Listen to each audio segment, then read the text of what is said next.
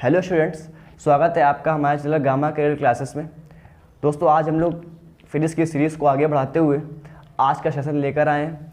दोस्तों पिछले सेशन में हम लोगों ने देख लिया था कि दर्पण कितने प्रकार के होते हैं। हम लोग जानते हैं कि दर्पण दो प्रकार के होते हैं, समतल दर्पण और गोई दर्पण। पिछले वाले सेशन में हम लोगों ने ये देखा था कि समतल दर्पण क्या होता है और समतल दर्पण की कुछ कंडीशनें, कैसे प्रतिबिंब बनता है और कैसा बनता है और क्या वस्तु को आगे लाने पर प्रतिबिंब में क्या होगा प्रभाव, ये सब के बारे में हमने डिस्कस किया था। जो भी बच्चे आज इस चैनल पर पहली बार आए हैं, जो पहला वीडियो देख रहे हैं, वो प्लीज़ जा करके पिछले वीडियो ज़रूर देख लें ताकि आप लोग को हर चीज़ प्रॉपर क्लियर हो। ठीक है, तो बिना देरी के स्टार्ट करते हैं। Let's get started.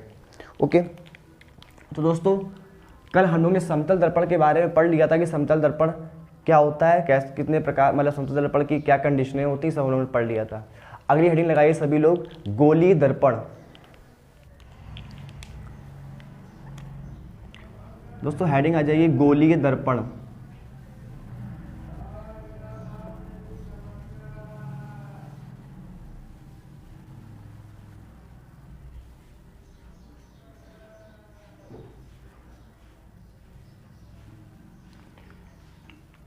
गोलीय दर्पण को दोस्तों हम लोग बोलते हैं स्फेरिकल मिरर।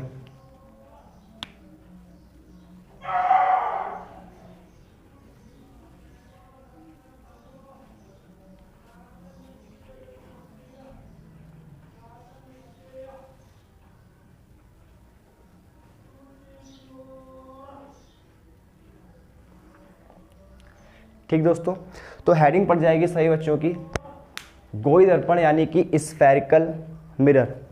दोस्तों अगर गोलीय दर्पण की बात करी जाए तो हम लोग ने समतल दर्पण में परिभाषा देखी थी कि समतल दर्पण जो होता है वो बिल्कुल प्लेन होता है, मतलब जिसकी परावर्तक सतह कैसी होती थी, समतल होती थी।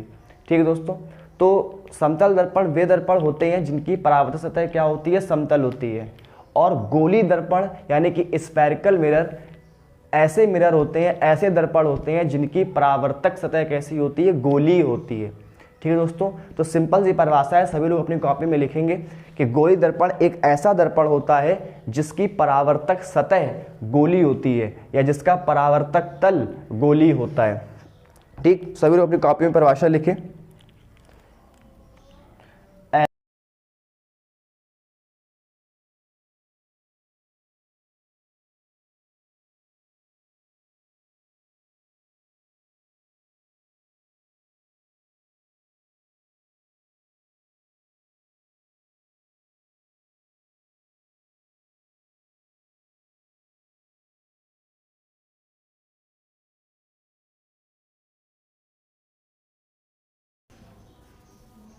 ठीक दोस्तों, तो सभी लोग परिभाषा लिख लेंगे कि ऐसी सतह या ऐसा दर्पण जिसकी परावर्तक सतह क्या होती है, गोलीय होती है, उसे हम लोग क्या कहते हैं, गोलीय दर्पण कहते हैं। दोस्तों गोलीय दर्पण दो प्रकार के होते हैं, सभी लोग लिखें, गोलीय दर्पण दो प्रकार के होते हैं।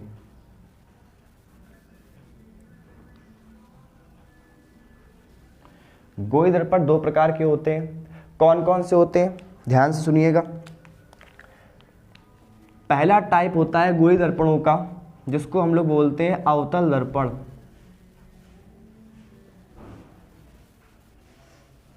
और दूसरा होता है उत्तल दर्पण। अवतल दर्पण यानी कि कॉनकेव मिरर,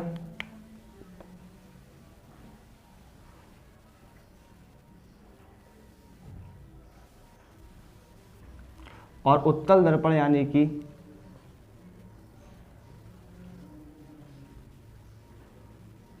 कॉन्वेक्स मिरर। ठीक, तो ऐसा दर्पण जिसकी परावर्तक सतह गोलीय होती है उसे गोलीय दर्पण कहते हैं। गोलीय दर्पण दो प्रकार के होंगे, पहले होंगे अवतल दर्पण यानी कि जिनको हम लोग बोलेंगे कॉनकेव मिरर, और दूसरे होंगे उत्तल दर्पण यानी जिनको हम लोग बोलेंगे कॉन्वेक्स मिरर। ठीक है दोस्तों, तो अब गोलीय दर्पण की ये दो जो टाइप हैं, अवतल दर्पण और उत्तल दर्पण, इन दोनों के बारे में हम लोग को समझना है कि इनमें क्या क्या कंडीशनें होती हैं, क्या क्या बात होती है। ठीक, तो सभी लोग इतना नोट करने के बाद अब आगे बढ़ेंगे और ध्यान से समझेंगे। तो दोस्तों अभी हमने देखा गोल दर्पण क्या होता है, अवतल दर्पण और उत्तल दर्पण। अब हम लोग को समझना है कि ये अवतल दर्पण और उत्तल दर्पण क्या होते हैं और इनकी क्या परिभाषाएं बन सकती हैं। ठीक है, आइए देखते हैं। अवतल दर्पण, देखिए सबसे पहले हमने पढ़ा था अवतल दर्पण। जैसे मान लीजिए कि अगर मैं कंपास से यानी कि प्रकाल से अगर मैं इस तरह से एक आर्क बनाऊं यानी कि चाप खींचूं, जैसे मान लीजिए मैंने इस तरह से एक चाप खींचा, इस तरह से, ठीक, मैंने क्या किया, कंपास से एक डिस्टेंस लेकर के इस तरह से एक क्या कर दिया, चाप यानी कि आर्क मैंने खींचा। और सेम उसी प्रकार से मान लीजिए कि मैंने यहाँ पर भी किसी एक पॉइंट से एक दूरी, एक डिस्टेंस लेकर के मैंने एक क्या खींचा, आर्क खींचा। तो मान लीजिए मैंने आर्क इस तरह से खींचा एक, ठीक दोस्तों, तो ये मैंने क्या खींच दिया, एक आर्क खींच दिया।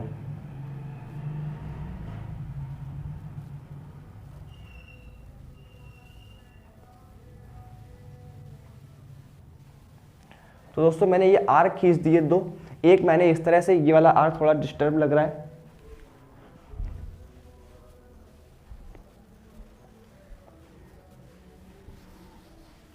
मैं क्या करता हूं, इस आर्क को दोबारा खींचता हूं। मान लीजिए मैंने ये एक आर्क खींच दिया, ठीक, तो मैंने क्या किया कि कंपास से एक डिस्टेंस लेकर के मैंने ये आर्क खींचा और सेम इसी तरह कंपास से एक डिस्टेंस लेकर के मैंने एक ये आर्क खींचा। ठीक, जब मैंने दोनों आर्क खींचे, आप समझिए, मान लीजिए कि ये जो ये वाला पॉइंट है, ये वाला, ये पॉइंट एम पॉइंट है,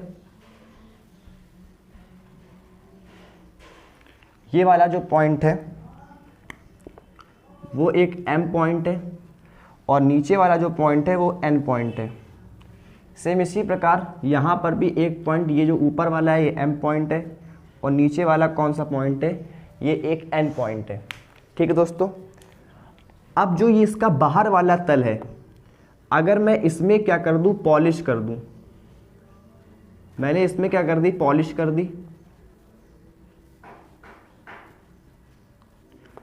और ये जो इसका अंदर वाला तल है अगर मैं इसमें पॉलिश कर दूं,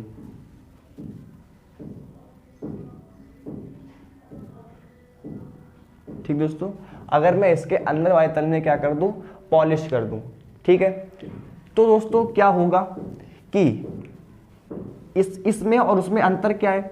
इसमें देखिए जो तल बाहर की ओर उभरा हुआ है, जो तल बाहर की ओर उभरा हुआ है उसमें हमने क्या कर दी है, पॉलिश कर दी है, और जो ये भीतरी तल है, जो दबा हुआ तल है, ये वाला अंदर वाला, इससे क्या होगा, परावर्तन होगा। इस वाले में क्या है कि जो दबा वाला तल है उसमें पॉलिश कर दी गई है और जो उभरा वाला तल है उससे क्या होगा, परावर्तन होगा। ठीक है दोस्तों, तो इस प्रकार से ये हमें मिल जाएगा इस वाले को, जिसमें उभरे हुए भाग पर पॉलिश होती है और परावर्तन कहाँ से होता है, दबे हुए तल से होता है, यानी कि गहरे तल से होता है। परावर्तन कहाँ से होता है, गहरे तल यानी दबे हुए तल से होता है। इसी को हम लोग बोलते हैं दोस्तों अवतल दर्पण। इसी को दोस्तों हम लोग बोलते हैं अवतल दर्पण।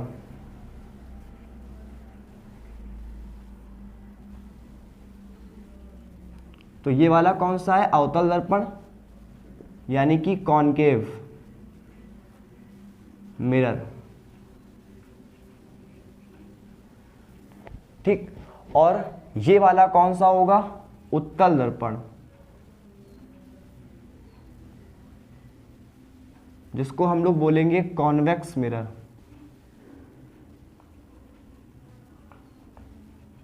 जिसको हम लोग क्या बोलेंगे, कॉन्वेक्स मिरर बोलेंगे। ठीक है दोस्तों, तो अवतल दर्पण की और उत्तल दर्पण की परिभाषा भी यहीं से निकल आएगी। आप लोग को एक भी परिभाषा रटनी नहीं है, केवल चित्र को ध्यान से समझिए, केवल डायग्राम को ध्यान से देखिए, आप लोग को परिभाषा अपने आप मिलेगी। सभी लोग अवतल दर्पण की परिभाषा क्या लिखेंगे, ठीक, अभी हम लोगों ने लिखा कि दर्पण दो प्रकार के होते हैं, गोई दर्पण, कौन कौन से, अवतल दर्पण और उत्तल दर्पण। पहली हेडिंग लगाइए अवतल दर्पण। अवतल दर्पण की परिभाषा आप लोग क्या लिखेंगे कि ऐसा दर्पण या ऐसा गोली दर्पण जिसके उभरे हुए भाग में क्या होती है, पॉलिश होती है, और परावर्तन कहाँ होता है, गहरे तल से होता है। उससे हम लोग कौन सा दर्पण कहते हैं, अवतल दर्पण। फिर सुनिए ध्यान से, सभी लोग बात को ध्यान से सुनिए पहले, फिर समझिए और फिर उसको लिखिए। क्या अवतल दर्पण ऐसा दर्पण होता है या ऐसा दर्पण जिसके उभरे हुए भाग में क्या होती है, पॉलिश, और परावर्तन कहाँ से होता है, गहरे तल से, या परावर्तन दबे हुए तल से होता है। कोई बात लिख सकते हैं, या तो गहरा तल बोलिए या दबा हुआ तल बोलिए। ठीक, तो उभरे हुए भाग में पॉलिश होती है और परावर्तन कहाँ से होता है, गहरे तल से होता है या दबे हुए तल से होता है, उसे हम लोग कहते हैं अवतल दर्पण।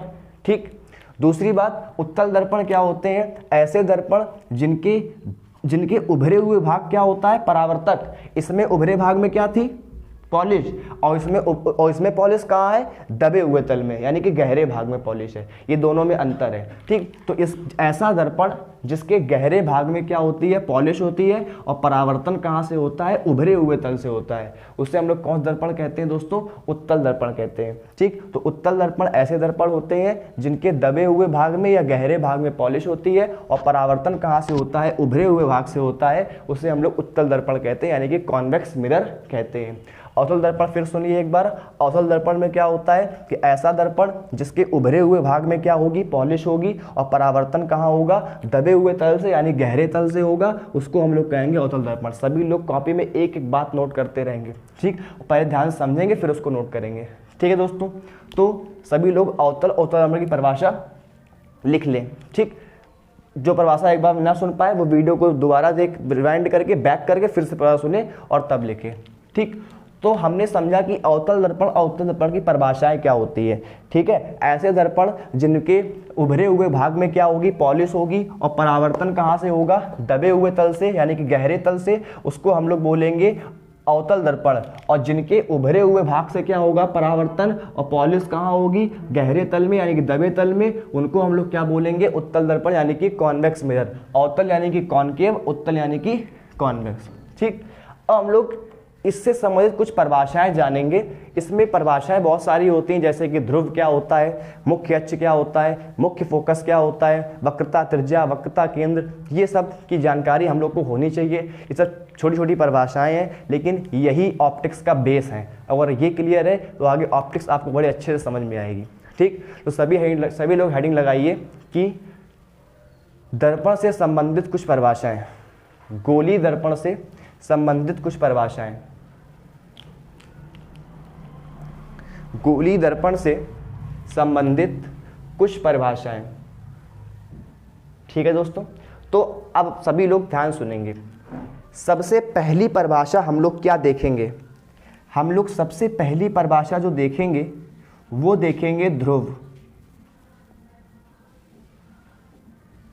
ध्रुव को हम लोग बोलते हैं पोल। ठीक, सबसे पहले तो हम लोग क्या देखेंगे कि ध्रुव क्या होता है, यानी कि पोल क्या होता है। सभी लोग ध्यान समझिए। ठीक, देखिए ये जो mn है, mn, ये mn क्या है, ये हमारा क्या है, दर्पण है।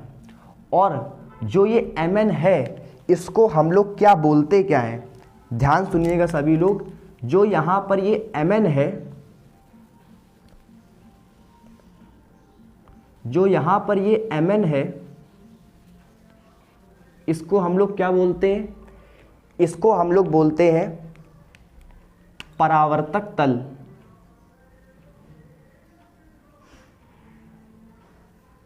परावर्तक तल, या फिर इसको द्वारक भी बोला जाता है। ठीक, या फिर इसको द्वारक भी बोला जाता है। ठीक, mn, ये जो mn है, ये mn और ये mn, ये दोनों क्या है, द्वारक है, या फिर उसको हम बोलेंगे परावर्तक तल। ठीक है दोस्तों, इसके बाद क्या होगा कि हम लोग, इसको मैं नीचे लिखता हूं,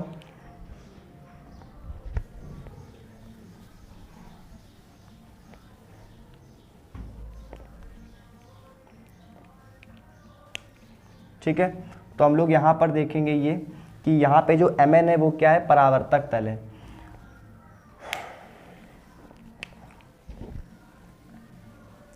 यहां पे देखिए,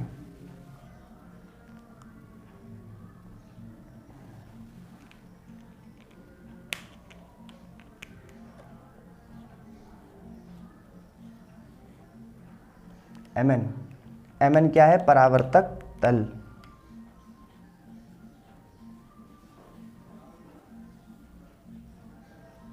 या फिर जिसको हम लोग द्वारक भी बोलेंगे।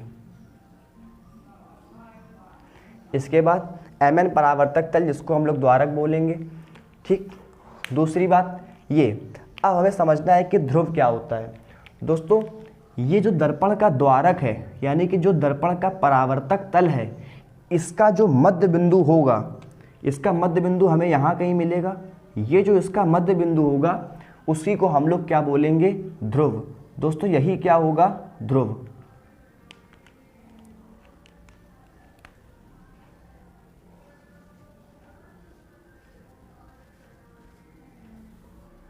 ठीक दोस्तों, यही क्या होगा? ध्रुव। यानी कि हम लोग परिभाषा क्या लिखेंगे ध्रुव की? कि दर्पण के परावर्तक तल के मध्य बिंदु को दर्पण का ध्रुव कहते हैं। दर्पण के परावर्तक तल के मध्य बिंदु को दर्पण का ध्रुव कहते हैं। ठीक, या फिर दर्पण के द्वारक के मध्य बिंदु को दर्पण का ध्रुव कहते हैं। ठीक, इसे P से प्रदर्शित करते हैं, ध्यान रखिएगा। इसे हम लोग किससे प्रदर्शित करेंगे? P से। यानी कि हम लोग यहाँ पर इसको दिखाएंगे किससे? P पॉइंट से। ठीक, क्योंकि P मतलब क्या होता है? पोल, इसलिए इसको किससे दिखाते हैं हम लोग? P से। तो दर्पण के परावर्तक तल के मध्य बिंदु को दर्पण का ध्रुव कहते हैं। उसी प्रकार यहाँ पर भी क्या होगा? ये उत्तल दर्पण का ये इसका परावर्तक तल है और इसके परावर्तक तल के मध्य बिंदु को, जो कि यहाँ पर हमको कहीं पर मिलेगा, उसको हम लोग क्या बोलेंगे? दर्पण का ध्रुव, यानी कि P। ठीक, तो इसको दोस्तों हम लोग बोलेंगे दर्पण का ध्रुव, यानी कि P। सभी लोग समझ गए?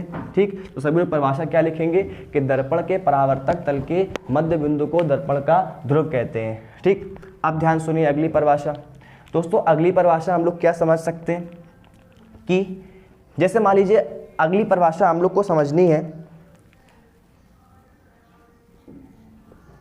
कि वक्रता केंद्र क्या होता है।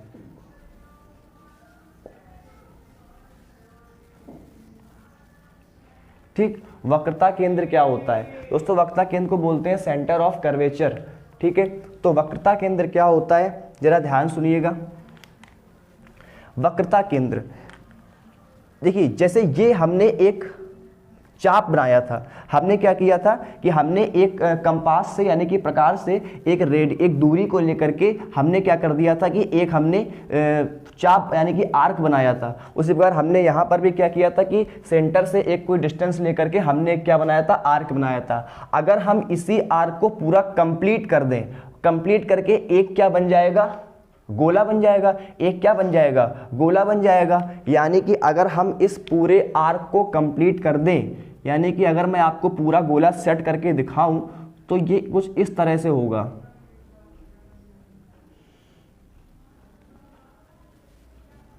ठीक, ये गोला कुछ इस तरह से होगा। थोड़ा सा सही से बना लीजिएगा आप लोग। ठीक, तो ये गोला क्या होगा? कुछ इस तरह से होगा।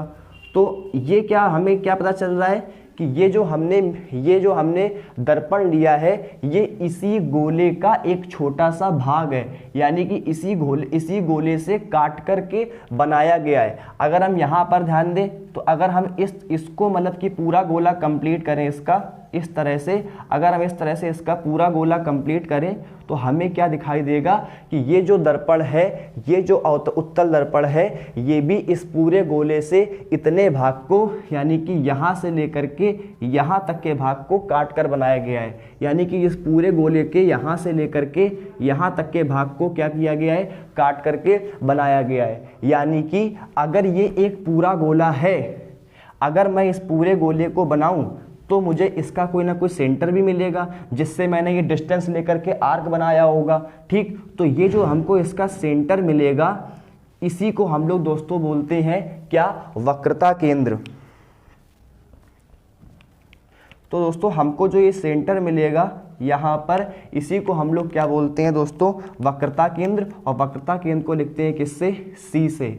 ठीक, उसी प्रकार सेम टू सेम यहाँ पर भी देखिए, जैसे हमने इस आर्क को बनाया होगा तो ये आर्क जिस गोले से काट कर बनाया गया है, ये दर्पण जिस गोले से काट करके बनाया गया है, उस गोले का जो केंद्र होगा, उस गोले का केंद्र यहाँ कहीं हमको मिलेगा। तो उस गोले का जो केंद्र होगा ये वाला पॉइंट, उसी को दोस्तों हम लोग क्या कहते हैं, वक्रता केंद्र। ठीक, तो ये वाला जो पॉइंट होगा इसी को हम लोग क्या कहेंगे, वक्रता केंद्र यानी कि सी। ठीक है दोस्तों, तो ये हो गया इस दर्पण का यानी कि अवतल दर्पण का वक्रता केंद्र, और ये हो गया उत्तल दर्पण का वक्रता केंद्र। ठीक, अवतल दर्पण में क्या होता है, ये बाईं तरफ होता है, उत्तल में क्या होता है, ये दाईं तरफ होता है। ठीक है दोस्तों, तो सभी को एक बात समझ में आई होगी।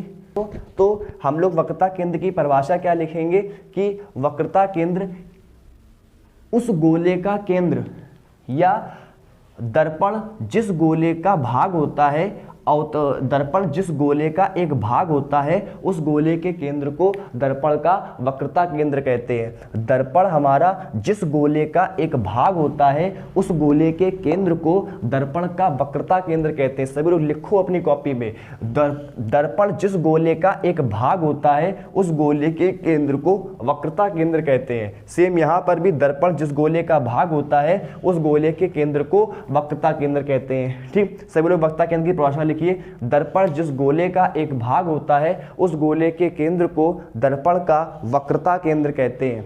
ठीक है, सभी लोग ये परिभाषा लिखेंगे। तो अब हम लोगों ने समझ लिया कि वक्रता केंद्र क्या होता है। अब दोस्तों, ठीक, वक्रता केंद्र को बोलते हैं सेंटर ऑफ कर्वेचर।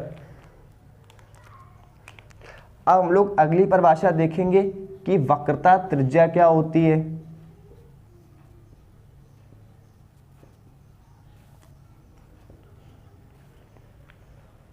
ठीक, जैसे वक्रता केंद्र सेंटर ऑफ कर्वेचर, वैसे वक्रता त्रिज्या रेडियस ऑफ कर्वेचर।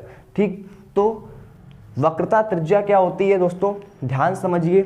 जैसे कि हमने इस दर्पण को जिस गोले से काट करके बनाया था उस गोले का केंद्र जो था वो वक्रता केंद्र था, उसी प्रकार हमने दर्पण को जिस गोले से काट करके बनाया है उस गोले की जो त्रिज्या होगी, जो उसकी रेडियस होगी, वही कहलाएगी इसकी वक्रता त्रिज्या। यानी कि इस गोले की जो त्रिज्या होगी, इसको कहीं से भी मिला दो, इस गोले की जो त्रिज्या होगी वो कहलाएगी इस दर्पण की वक्रता त्रिज्या। यानी कि अगर हम इस सी पॉइंट को पी पॉइंट से मिला दें तो ये इसकी रेडियस बन जाएगी और यही क्या हो जाएगी, इसकी वक्रता त्रिज्या। ठीक, तो वक्रता त्रिज्या के प्रकार सभी लोग क्या लिखेंगे, ध्यान सुनिए और फिर लिखिए क्या, कि दर्पण जिस गोले का एक भाग होता है उस गोले की त्रिज्या को हम दर्पण की वक्रता त्रिज्या कहते हैं, यानी कि रेडियस ऑफ कर्वेचर कहते हैं। सभी लोग लिखिए ध्यान से कि दर्पण जिस गोले का एक भाग होता है उस गोले की त्रिज्या को दर्पण की वक्रता त्रिज्या कहते हैं। ठीक, फिर सुनिए, दर्पण जिस गोले का एक भाग होता है उस गोले की त्रिज्या को दर्पण की वक्रता त्रिज्या कहते हैं। इसे हम लोग, ठीक, और ये दोनों ही दर्पणों में परिभाषा हो जाएगी। ठीक, आप लोग को ऐसा केवल एक ही बार लिखनी है, ठीक, दोनों के लिए, लेकिन मैं बता दोनों के लिए रहा हूँ। ठीक, सेम उसी प्रकार यहाँ पर भी कि हमारा जो दर्पण है वो जिस गोले से बनाया गया है, जिस गोले का एक भाग है उस गोले की त्रिज्या को दर्पण की वक्रता त्रिज्या कहेंगे। ठीक, सभी लोग ध्यान सुनिएगा। अब क्या होगा, अब अगली परिभाषा दोस्तों हम लोग समझेंगे कि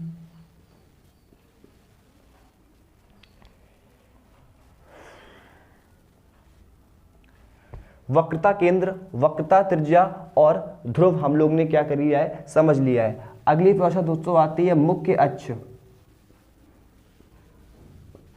मुख्य अक्ष क्या होता है, मुख्य अक्ष को बोलते हैं हम लोग प्रिंसिपल एक्सिस। सभी लोग इंग्लिश में भी लिखते रहेंगे, मुख्य अक्ष को हम लोग क्या बोलते हैं, प्रिंसिपल एक्सिस। ठीक है, सभी लोग हेडिंग लगा लेंगे मुख्य अक्ष। दोस्तों मुख्य अक्ष क्या होता है, ध्यान सुनिए।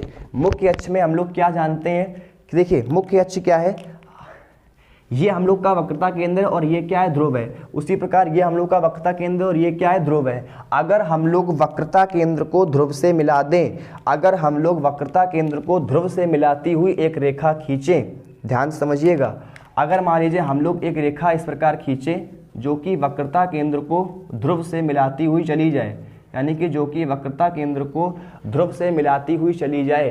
अगर हम लोग एक लाइन यहाँ भी खींचें जो कि वक्रता केंद्र को ध्रुव से मिलाती हुई चली जाए, तो इस कंडीशन में जो ये रेखा होती है इसी को हम लोग कहते हैं मुख्य अक्ष, यानी कि प्रिंसिपल एक्सिस। ठीक है, तो हम लोग परिभाषा क्या लिखेंगे मुख्य अक्ष की?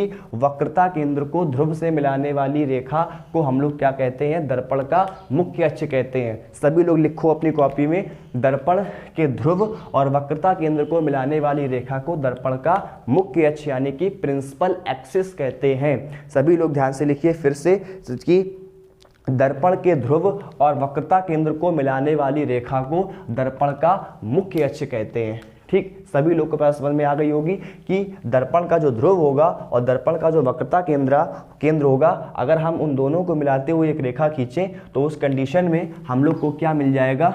मुख्य अक्ष मिल जाएगा। ठीक, तो सभी लोग परिभाषा ध्यान से सुनेंगे और लिखेंगे कि दर्पण के वक्रता केंद्र और मुख्य अक्ष को मिलाने वाली रेखा जो होती है उसे हम लोग कहते हैं दर्पण का मुख्य अक्ष कहते हैं। ठीक है दोस्तों, तो ये क्या हो गया? दर्पण का मुख्य अक्ष हो गया। अब बात को ज़्यादा ध्यान सुनते रहेंगे, ये हो गई मुख्य अक्ष। अब हम लोग समझेंगे कि 5वां नंबर यानी कि 5वीं परिभाषा क्या है कि मुख्य फोकस क्या होता है। मुख्य फोकस या मुख्य फोकस को ही हम लोग कहते हैं फोकस बिंदु।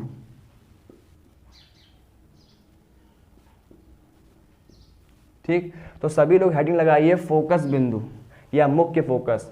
फोकस बिंदु हेडिंग लगाएंगे तो हम लोग इसको बोलेंगे फोकल पॉइंट यानी कि फोकल पॉइंट, और अगर मुख्य फोकस होगा तो हम लोग बोलेंगे प्रिंसिपल फोकस। ठीक है, तो सभी लोग हेडिंग लगा लेंगे मुख्य फोकस यानी कि प्रिंसिपल फोकस या फोकस बिंदु। अगर हम लोग बात करें कि मुख्य फोकस क्या होता है या फोकस बिंदु क्या होता है तो सभी लोग ध्यान से समझेंगे एक परिभाषा। ठीक, और चित्र में ध्यान से देखेंगे। देखिए दोस्तों, जैसे मान लीजिए प्रकाश की किरण कहीं से भी आ रही है, उससे हमें मतलब नहीं है। मान लीजिए कोई प्रकाश की किरण आ रही है और वो इस तरह से मुख्य अक्ष के समांतर आ रही है। ठीक, वो प्रकाश किरण इस तरह से मुख्य अक्ष के समांतर आ रही है। ये देखिए, ये इसके पैरेलल है यानी कि ये क्या है? मुख्य अक्ष के समांतर है। तो अगर कोई प्रकाश की किरण मुख्य अक्ष के समांतर आ रही है तो वो अवतल दर्पण से परावर्तन के पश्चात, वो दर्पण से या अवतल दर्पण से परावर्तन के पश्चात मुख्य अक्ष के जिस बिंदु से होकर जाएगी। अब देखिए, ये वाली रेखा यहाँ पर है। ठीक, हम लोग ने परावर्तन के प्रथम नियम में पढ़ा, परावर्तन के 2 नियम पढ़े थे, उनमें से हम लोगों ने द्वितीय नियम में ये पढ़ा था कि हमेशा एंगल आई का मान जो होता है वो बराबर होता है एंगल आर के। एंगल आई का मान हमेशा बराबर होता है किसके? एंगल आर के। इसका मतलब क्या हुआ कि आपतन कोण और परावर्तन कोण क्या होंगे? हमेशा बराबर होंगे। उस कंडीशन ध्यान से देखिए। लेकिन आपतन कोण कहाँ बनता है? आपतित किरण और अभिलंब के बीच में। और परावर्तन कोण कहाँ बनता है? परावर्तित किरण और अभिलंब के बीच में। यानी कि अगर हमको एंगल आई और एंगल आर का मान निकालना है तो हमारे पास अभिलंब का होना बहुत आवश्यक है, यानी कि नॉर्मल का होना बहुत आवश्यक है। तो हम क्या करेंगे कि ये आपतित किरण है, ये किरण कहीं से आ रही थी मुख्य अक्ष के समांतर, तो ये वाली किरण आपतित किरण है।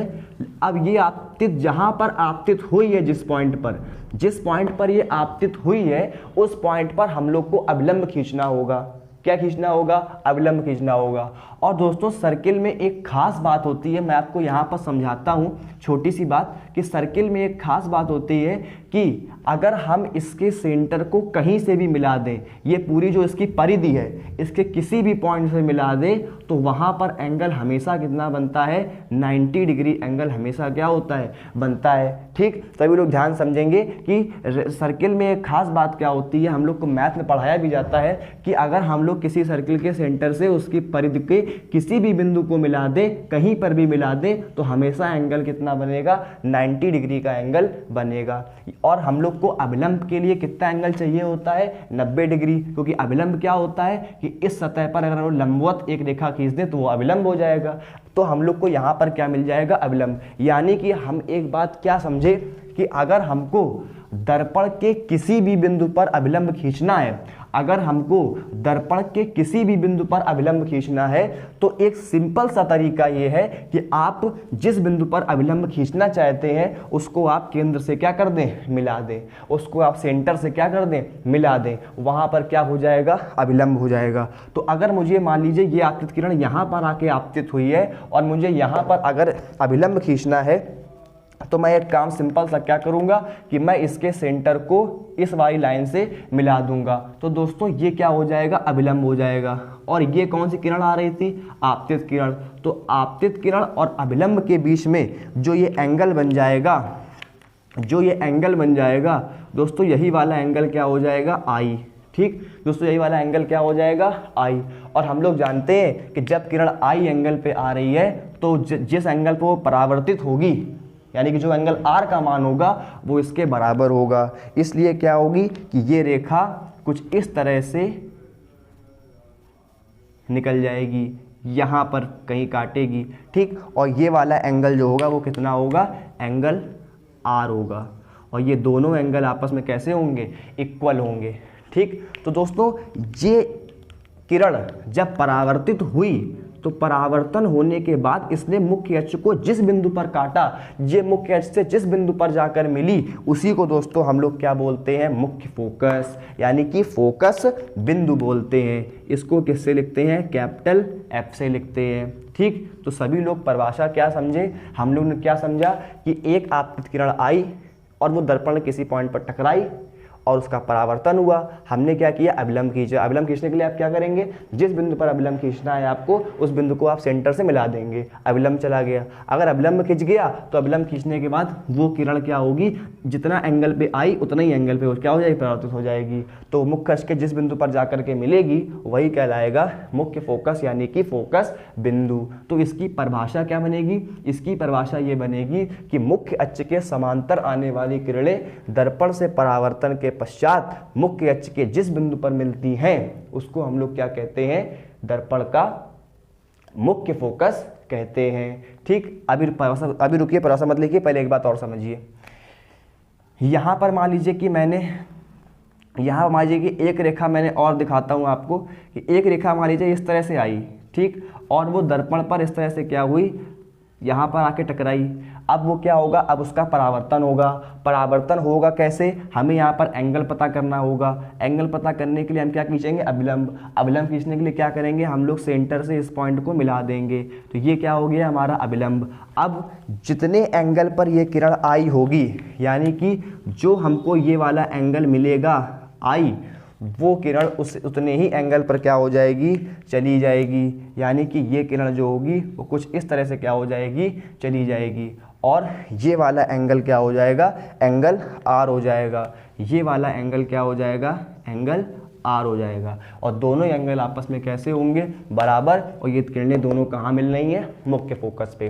ठीक, तो सभी लोग समझ गए होंगे मेरे ख्याल से चित्र कैसा चित्र है कि मुख्य अक्ष के परिभाषा क्या लिखेंगे कि मुख्य अक्ष के समांतर आने वाली किरणें दर्पण से परावर्तन के पश्चात मुख्य अक्ष के जिस बिंदु पर मिलती हैं उसे हम लोग मुख्य फोकस कहते हैं। ठीक, इसकी एक परिभाषा अभी और सुनिएगा, इसकी दो परिभाषाएं परिभाषा अभी नहीं बनेगी। ये तो औसत दर्पण कंडीशन हो गई। और हम लोग उत्तल दर्पण में जरा देखते हैं, उत्तल दर्पण में क्या होता है। तो दोस्तों उत्तल दर्पण में क्या होगा कि उत्तल दर्पण में जैसे मान लीजिए कि अगर ये इसका मुख्य अक्ष है तो इसके मुख्य अक्ष में क्या होगा कि मान लीजिए मैं एक मुख्य अक्ष के समांतर मैंने कोई किरण भेजी, तो मुख्य अक्ष के समांतर जब मैं मान लीजिए मैंने एक किरण यहाँ पर मुख्य अक्ष के समांतर भेजी, तो ये किरण क्या होगी कि यहाँ सब इस आप बिंदु पर पड़ेगी तो इसका परावर्तन होगा। और परावर्तन के पश्चात ये इस तरह से निकल जाएगी, यानी कि ऊपर की तरफ इधर निकल जाएगी। तो दोस्तों अब क्या होगा कि जैसे मान लीजिए कि अगर मैंने इस तरह से कोई किरण खींची तो यहाँ पर वो आने के पश्चात परावर्तन के पश्चात इस तरह से निकल जाएगी, तो ये इसकी इस तरह से निकल जाएगी। और अगर ये इस तरह से निकलेगी तो यहाँ पर क्या होगा कि अब मान लीजिए एक किरण मैं और इधर दिखाता हूँ, अगर मान लीजिए ये किरण आई, इसका जब परावर्तन होगा तो वो इस तरह से निकल जाएगी, इसका जब परावर्तन होगा तो वो इस तरह से निकल जाएगी। ठीक, तो हम ये देख रहे हैं कि ये किरणें जो होंगी वो कहीं पर भी नहीं मिलेंगी एक दूसरे से।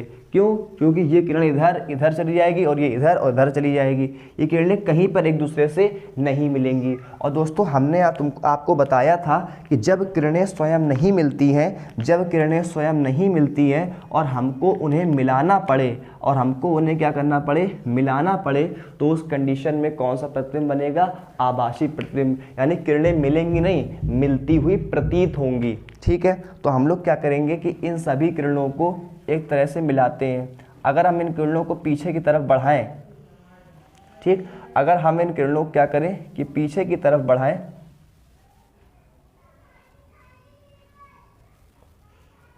तो ये दर्पण के जिस बिंदु से आती हुई प्रतीत होंगी, जिस बिंदु से आती हुई प्रतीत होंगी, वो कहलाएगा क्या, इसका मुख्य फोकस। ठीक है दोस्तों, तो सभी लोग ध्यान समझिए कि दर्पण के मुख्य अक्ष के समांतर आने वाली किरणें, अब आप क्या लिखेंगे, मुख्य फोकस की परिभाषा क्या लिखेंगे, ध्यान सुनिए कि मुख्य अक्ष के समांतर आने वाली किरणें दर्पण से परावर्तन के पश्चात मुख्य अक्ष के जिस बिंदु पर मिलती हैं या फिर मिलती हुई प्रतीत होती हैं, क्योंकि यहाँ पर मिल रही है और यहाँ मिलती हुई क्या होती है, प्रतीत हो रही है, मिल नहीं रही है, उनको तो हमने मिलाया है जाके ज़बरदस्ती। ठीक है, इसलिए वो क्या हो रही है, मिलती हुई प्रतीत हो रही हैं, तो उसको हम लोग क्या बोलेंगे, उस दर्पण का मुख्य फोकस बोलेंगे। ठीक, तो फिर सुनिए सभी लोग कि जब मुख्य अक्ष के समांतर चलने वाली किरणें दर्पण से परावर्तन के पश्चात मुख्य अक्ष के जिस बिंदु पर मिलती हैं या मिलती हुई प्रतीत होती हैं, उसको हम लोग कहते हैं उस दर्पण का मुख्य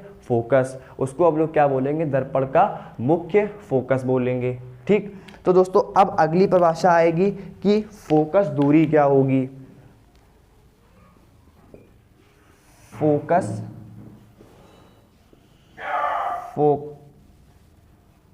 दूरी क्या होगी, फोकस दूरी क्या होगी दोस्तों, ध्यान सुनिए। फोकस दूरी दर्पण के ध्रुव से दोस्तों, जो ये दर्पण का ध्रुव है और जो ये फोकस हमको मिला है, मुख्य फोकस, जो दर्पण का ध्रुव है और जो हमको ये मुख्य फोकस मिला है, इसी को हम लोग बोलते हैं फोकस दूरी। यानी कि दर्पण के ध्रुव से मुख्य फोकस तक की जो दूरी होगी, उसको हम लोग बोलेंगे दर्पण की फोकस दूरी। तो हम सभी लोग परिभाषा लिखिए फोकस दूरी की, दर्पण के ध्रुव से मुख्य फोकस के बीच की दूरी को दर्पण की फोकस दूरी कहते हैं। दर्पण के मुख्य अक्ष से मुख्य फोकस के बीच की दूरी को दर्पण की फोकस दूरी कहते हैं और इसे प्रदर्शित करते हैं स्मॉल एफ से। इसे किससे प्रदर्शित करते हैं, फोकस दूरी को स्मॉल एफ से प्रदर्शित करते हैं। ठीक, तो फोकस दूरी को हम लोग किससे लिखेंगे, स्मॉल एफ से लिखेंगे। ठीक, तो मुख्य फोकस को कैपिटल एफ से और फोकस दूरी को स्मॉल एफ से। ठीक, तो दर्पण के ध्रुव से मुख्य फोकस के बीच की दूरी को दर्पण की फोकस दूरी हम लोग क्या कहेंगे। ठीक, तो आप लोगों ने आज ये सब परिभाषा समझी, इसको मैं एक बार फिर से रिवाइज कराता हूँ। सभी लोग ध्यान सुनिए मेरी बात को। गोलीय दर्पण बताया कितने प्रकार के होते हैं, 2 प्रकार के, उत्तल दर्पण और अवतल दर्पण। अवतल दर्पण क्या होंगे, अवतल दर्पण ऐसे दर्पण हो जाएंगे जिनके उभरे हुए भाग में क्या होगी, पॉलिश होगी और परावर्तन कहाँ से होगा, गहरे तल से, यानी कि दबे हुए तल से होगा, उसको हम लोग क्या कहेंगे, अवतल दर्पण। उत्तल दर्पण में क्या होगा कि पॉलिश कहाँ होती है, गहरे तल में, और परावर्तन कहाँ से होता है, उभरे हुए भाग से। पॉलिश होगी गहरे तल में और परावर्तन कहाँ से होगा, उभरे हुए भाग से, उसको हम लोग क्या बोलेंगे, उत्तल दर्पण।